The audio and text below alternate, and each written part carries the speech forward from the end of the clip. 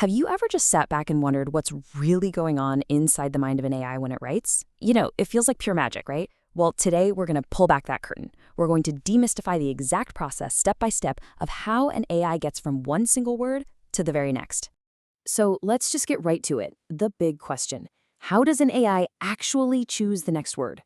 A lot of explainers out there can be kind of vague. They'll say the model just processes the information. We're not doing that today. Oh no. We're going to trace the full cause and effect chain from start to finish.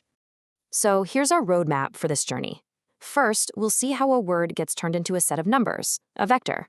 Then we're diving into the transformation engine to watch how that vector gets totally reshaped by context. After that, we'll get to the final moment, the decision. And finally, we'll zoom out to see how all these pieces fit together to create the big picture. Okay, so this is the whole process at a glance. It all starts with plain old text. That text gets chopped up into numerical token IDs. Those IDs are then used to look up a starting vector for each token. And then the real work begins, as those vectors are processed again and again by transformer layers, creating this final super context-rich vector, which the model uses to make its choice.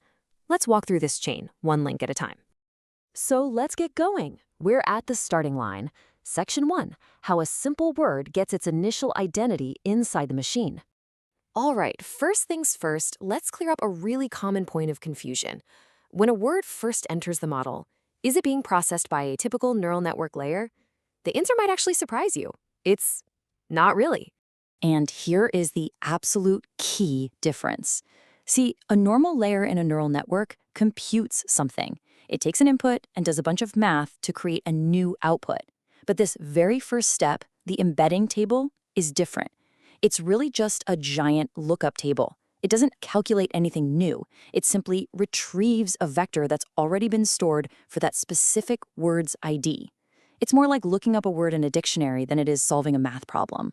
And what it retrieves is called the embedding vector. Now, this isn't just a random list of numbers. The best way to think about it is as a set of coordinates on this huge, complex map of meaning. On this map, words like king and queen are plotted really close together, while words like king and, say, banana are super far apart. This vector is the token's starting address on that map. It's the token's identity before the real journey even begins. So, our token has its starting vector. It has its address on the map. Now it's time to enter the heart of the machine, the transformation engine, or as you probably know it, the transformer. Now, that original embedding vector, it doesn't stay the same for long. It's not like a marble just rolling down a straight pipe. Instead, it gets updated and transformed over and over again as it passes through a series of transformer blocks. This constantly evolving version of the token's vector is called the hidden state. It starts out with a general meaning and, layer by layer, becomes deeply, deeply contextual. And inside each one of these blocks, the token basically has two main jobs to do.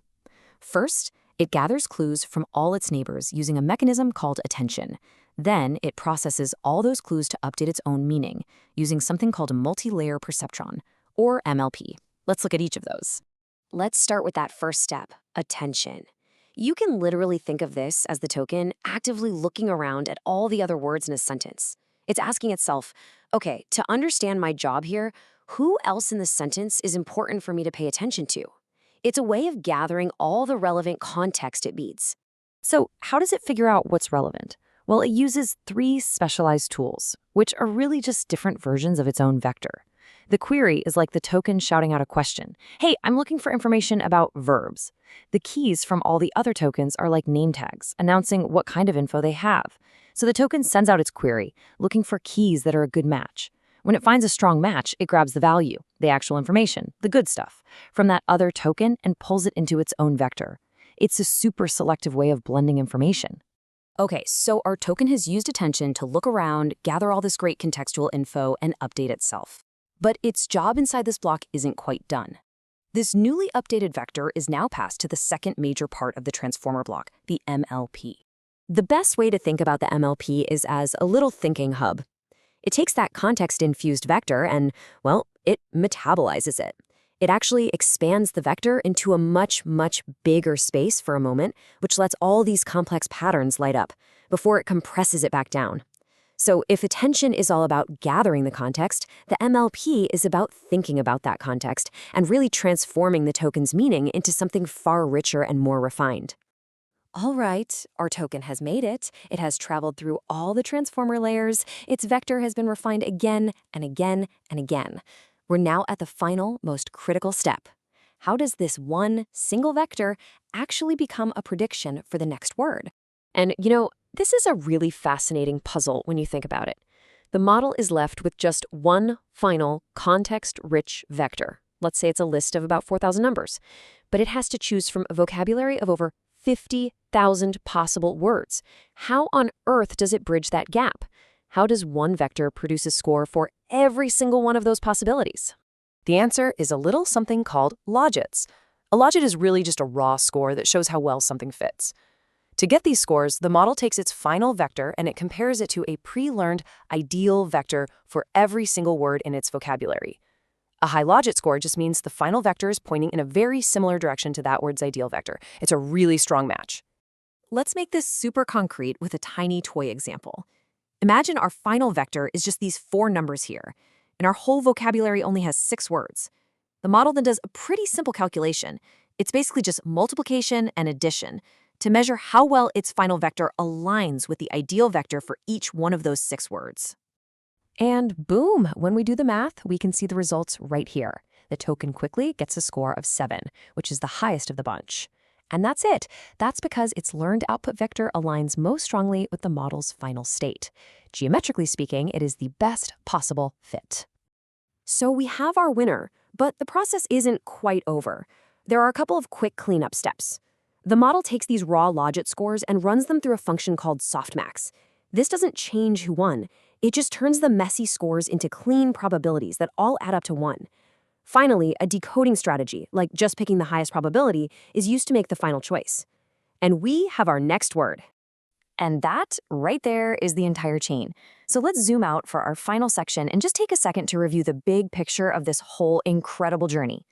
This quote from the source material really just says it all perfectly. The model isn't storing facts like a database. It stores geometric response tendencies. It's basically a machine built to transform vectors based on context, and then find the next vector that best continues that geometric path. So let's wrap this all up. What should you take away from this? Remember, this whole thing isn't about looking up facts. It is a journey of transformation. A word starts as a point on a map. It's then guided and reshaped by all the context around it. And the final choice is simply finding which of the tens of thousands of possible next words is the most natural continuation of that journey, the best geometric fit. And all of this leaves us with a really fascinating final thought to chew on. If this entire unbelievably complex process is basically just about steering vectors through a learned mathematical landscape to find the most fitting direction, where in that process does something we would call understanding actually live? It's a question that really pushes us to the absolute edge of what we know about intelligence itself.